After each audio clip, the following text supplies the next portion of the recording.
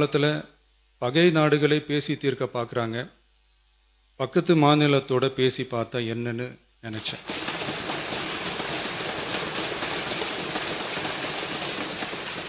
அதனால தான் அப்படி ஒரு அட்டெம்ப்ட் எடுக்க நான் ட்ரை பண்ணோம். ஒருவேளை அந்த அட்டெம்ப்டில் ஒரு அவமானம் நேர்ந்தால் என்ன செய்யன்னு சில பேர் கேட்டாங்க. அப்படி நடந்தால் தமிழ்நாட்டு மக்களுக்காக அதையும் தாங்க தயாராக தான் இருக்கேன்.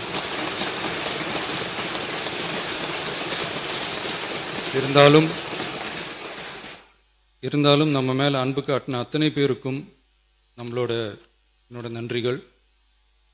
இந்த காவிரி விவகாரம் பற்றி மாண்புமிகு நீர்வளத்துறை அமைச்சர் அவர்கள் உரிய விளக்கம் அளிப்பார். அதே மாதிரி காவிரி பிரச்சனையால் பாதிக்கப்பட்ட விவசாயிகளுக்கான அந்த இன்சூரன்ஸ் பிரீமியம் அரசே கட்டுறதை பற்றி கேட்டிருந்தாங்க.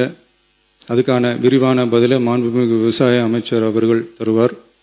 அப்புறம் இந்த குறுவை சாகுபடிக்கு அந்த நிவாரண தொகுப்பு பற்றி எதிர்கட்சியிலேருந்து கேட்டிருந்தாங்க. அந்த குறுவை சாகுபடிக்கு அந்த நிவாரணம் ஏற்கனவே கொடுத்தாச்சு, வழங்கியாச்சு.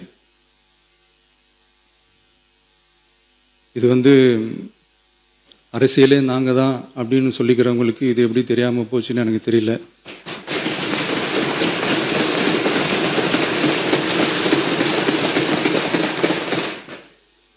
முன்ன பின்ன பேப்பர் படிச்சிருந்தா நாட்டில் என்ன நடக்குதுன்னு தெரிஞ்சிருக்கும்.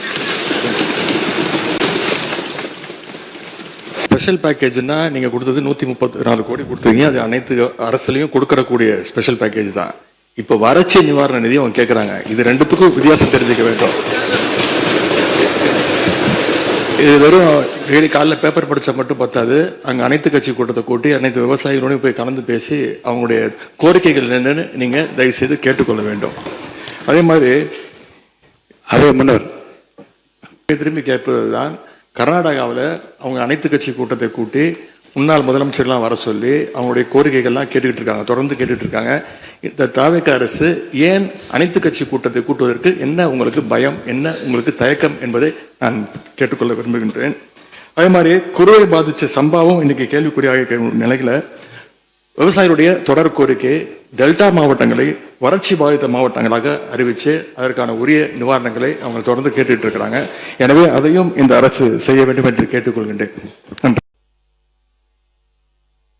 திமுகவுடைய ட்ரெஷரர் சாராய ஆலையை நடத்துகிறாரா இல்லையா?